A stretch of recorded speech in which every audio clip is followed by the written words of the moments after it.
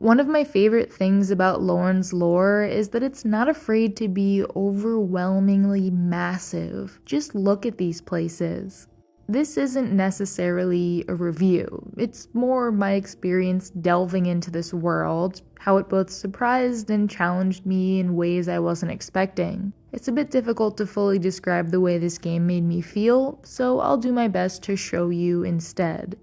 Chapter 1: The Wall.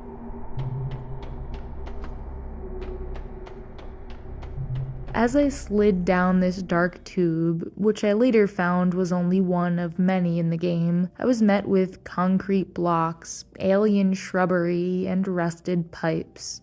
I was already familiar with this place after playing the demo for Lorn's lore, but both the claustrophobia and fear of heights it invokes in me at the same time is still just as impressive. Out on the wall is worse. I grab my picks, which helps me feel a bit safer, but my stamina lasts only so long. With the general direction of down highlighted by this pink waypoint, I begin my descent. Towards a shimmering owl I head, not sure if it's actually there or just a figment of my imagination after all these years trapped down here, but it looks like I'm not the only one. There was a cave-in long ago, and I'm given a clue that the vents could be my ticket out of here. After passing through them, I learned my first useful skill, wall surfing. A bit tricky to get the hang of, but very important if I want to survive and progress. And then my first real surprise. Some sort of city or giant glowing structure off in the distance. At this point, the traversal starts to become more difficult. This is no longer the intro, and getting through even this first chapter is gonna test me in ways that few games have before. I have to say, seeing this mysterious place just out of reach is the only motivation I need to keep pushing on. There are many moments like this in Lorn's lore, where you'll feel like you just absolutely need to know what's beyond your next waypoint, and you'll do just about anything to get there. Well, here it just so happens to be another biome, completely sealed off from the darkness that I'm surrounded by. The group before me was trying to find a way in too. I wonder if they had better luck. More pipes, cables, dust, and I'm now under the structure, faced with another long, dark slide into the unknown. Time to jump in. Chapter 2: Failed Biome. Immediately, this place feels a little warmer, maybe even welcoming, but it's still just as barren as the last, aside from a friendly drone who managed to put me back together after my fall. I am, after all, not quite human. They're looking for something called a mold flower to help revive their friend. I head out and discover a series of haphazardly constructed towers with walkways connecting them, but no other clear way forward. My next skill is the tic-tac or wall jump, which takes me a couple minutes to nail down. And down I go. As I just learned, I'm not invincible, so I need to carefully manage how far I jump, using either my picks or tic-tacs to break my falls. Throughout this whole experience, I still feel safe. This is not entirely uncharted territory. Someone cobbled these towers together after all, but I'm still being aptly challenged, in part by the platforming itself, but also by figuring out which path is the safest to take at my current skill level. The autosave is fairly generous, but I still do get stuck down here for a little while. And then I see it, the flower I've been sent to collect, all the way down there.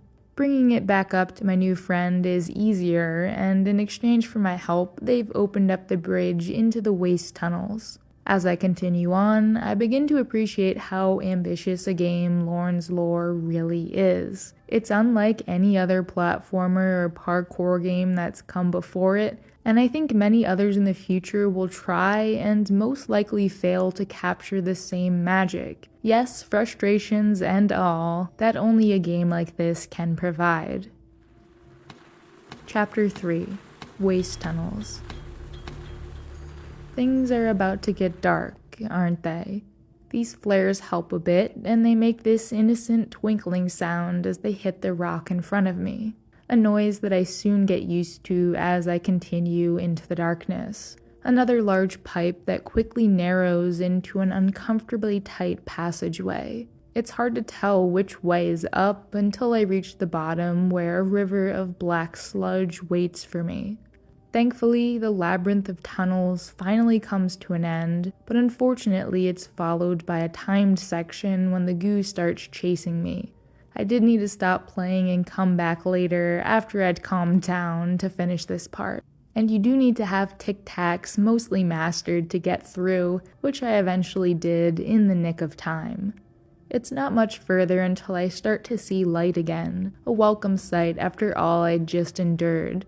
I think the developer knew exactly what they were doing when they created this next space because it's the complete opposite of what came before it. Chapter 4: Ancient Cistern. An infinitely tall cavern filled with flowing waterfalls, guardian statues, and a nice little platform to ride on as you kick up your feet. But as you're taking in the sights, do feel free to hop off the gondola and have a look around. Who knows what you might find. The contrast, playing these two levels back to back, is extraordinary. My least favorite level, followed by my favorite one. Something about this cistern feels divine, and it's here that you pick up the power of the super jump, letting you leap higher and further. This feels like another one of those safe spaces where it's okay to experiment and learn how to move around freely. A mostly horizontal level, which isn't something I've really encountered up to this point. When I do reach the edge of the meandering river, that feeling of peace is replaced by the overwhelming rush of the water and my descent into the mist below. The owl is still here to guide me into, you guessed it, another tunnel with a dangerous drop. Chapter 5: Undercity. Going down is a lot harder than climbing up.